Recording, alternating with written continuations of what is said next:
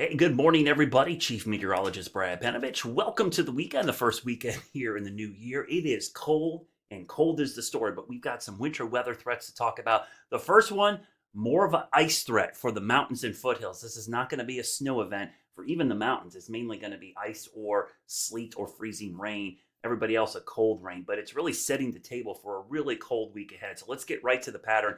This is a look at the satellite radar loop this morning. High pressure. There are no storms, no travel issues right now across the whole eastern half of the country. So if you're traveling anywhere, you're okay. The TikTok guy was completely out of his mind, as we all know. There's no point of worrying about any system today and really for the first part of tomorrow. But going into the afternoon, we're going to start focusing on this storm in the middle of the country, which is going to be a really strong storm. I mean, what's underplayed in this, everyone focuses so much on snow this time of year. There's actually a pretty significant severe weather event that could unfold with this system. So I'm going to turn off the satellite imagery here and hopefully show you some of the convective outlooks, because we've got the risk for severe storms across the mid-south as this system begins to track off to the east. So it's something to keep an eye on. If you're in this part of the country, severe weather is going to be an issue. And that's how warm the southern part of this system is as it moves off to the east. It'll eventually head towards the Carolinas. And you can see even a severe weather risk to our south, parts of Georgia and northern Florida. So this tells you how dynamic the system is, but also how warm the southern sections of this system is. It's really not a winter storm for the south. It's more for the Ohio Valley that this is going to be a big issue. So let's get into the forecast real quickly. All right, let's start with the overall arching forecast. You see the system coming together, and this is a pretty dynamic system. This is not a winter storm for the Carolinas per se. It technically is. It's winter and it's a storm, but I've had a lot of people ask me, what about this snow heading our way? There's no snow heading our way. I don't know where people are getting this still, but this is not a snowstorm. I saw even the local paper trying to hype people and clickbait people into talking snow. But folks, this is going to be ice or rain. This is not a snow setup, and I'll explain why. So the reason, the main reason why is you can see that the track of the low is up in here. This is going to be moving across the mid-south. So this is not, or the Midwest and the Ohio Valley. This is not a good track for us. Our track needs to be down in here. Okay, the fact that it's up there means it pulls up a bunch of warm air. And if you want evidence of how warm it is, look at the line of severe storms. Remember, I just talked about the risk of severe weather. Look at that nasty squall line. There's going to be severe weather in the south, not winter weather. Now, the one caveat here is that we could get cold air damming. What's interesting about this model, this is all snow up here. I don't know why that's green, but that's just an issue sometimes with the guidance. And that's why all model data is not great. You can't take it all for a grain of salt, or for the truth, you got to take it with a grain of salt. Models are wrong. Let me tell you this. We have a saying in meteorology. All models are wrong, but some models are useful. Specifics in the models aren't always what I look at. I look at for patterns and trends and how to build a forecast locally.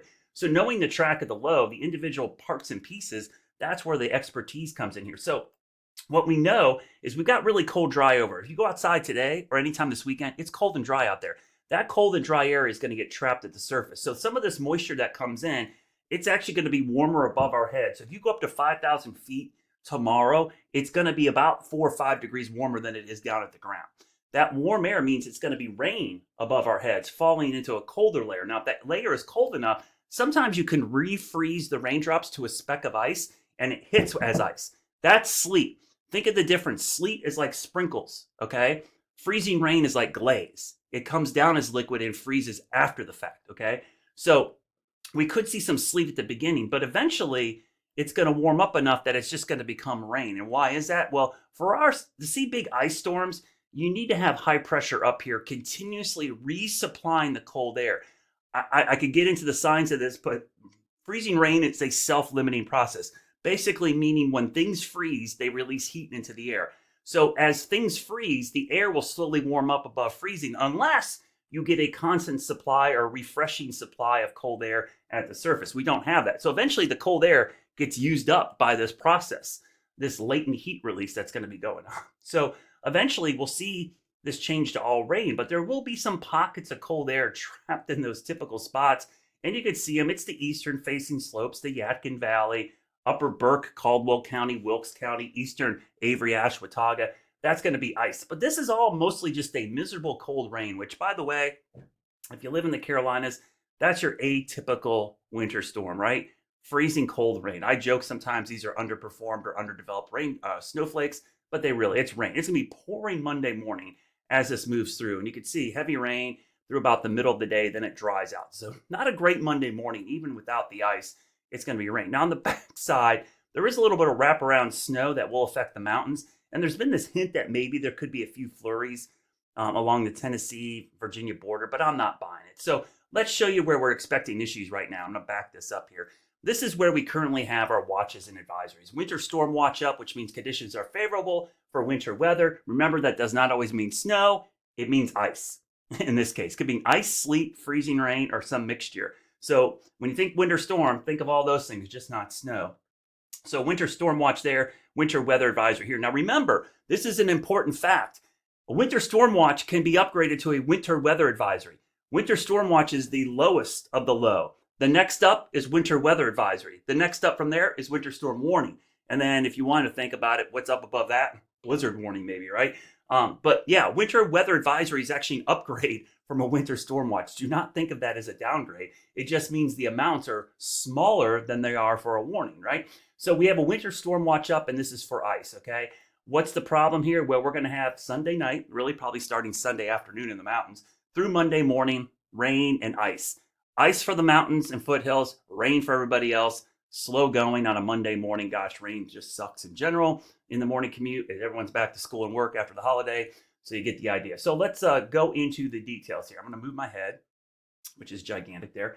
We'll go through time here. I'm going to move this out of the way so we can see. So this is a 7 a.m. tomorrow morning. We're dry. That's why today's fine, and early Sunday's fine. Really, about mid-afternoon, we'll stop this at 2, 3. There's some hints of this little precipitation band coming through. Now, I'm not buying this completely because the air is going to be incredibly dry. We saw some of this yesterday. This could be virga or snurga, precipitation falling from the cloud base but not making it to the ground. Either way, this is not going to amount to much. Probably sleet mixed with rain. If we're going to see sleet in Charlotte, it's going to be with this first band. That's in and out quickly. It's done. We're back to dry, and then here comes the rain. Remember, the whole time, warm air is surging in. Now, when I say warm air, it's not going to feel warm. It's going to be in the 30s and 40s, but it's going to be above freezing. So we're talking in relation to the freezing point, 32 degrees or 0 degrees Celsius. It's going to be warming up. But you can see this pink kind of trapped against the mountains here. That's where we're going to see the ice. So Monday morning, this is 3 o'clock in the morning. We'll get to about sunrise. You can still see ice could linger there for a while. This is just a cold rain everywhere else.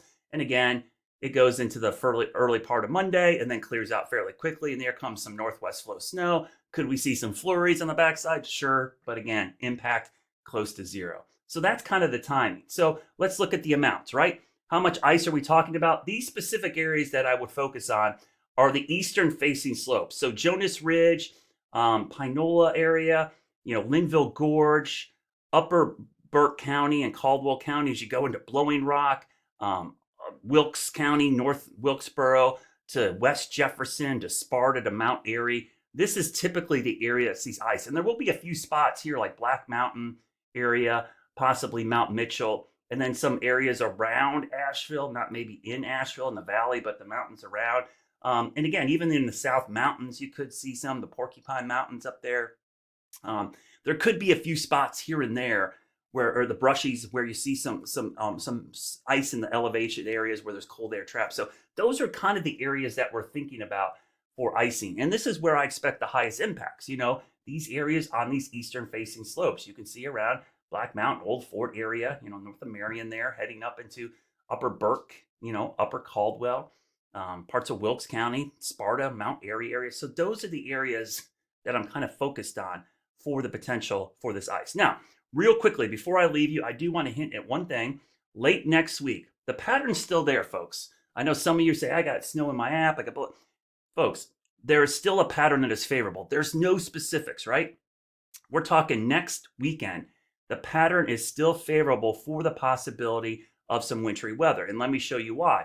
As we go through next week, there are hints. Again, not specifics. I'm not going to show you a snowfall map because we don't know that. Sometimes in the deterministic models, there'll be a snowstorm and then it's gone. A snowstorm and it's gone. And a lot of folks will ebb and flow with that. Oh my gosh, we're getting a ton of snow. Then it's gone. It's like, what I look at is the larger picture.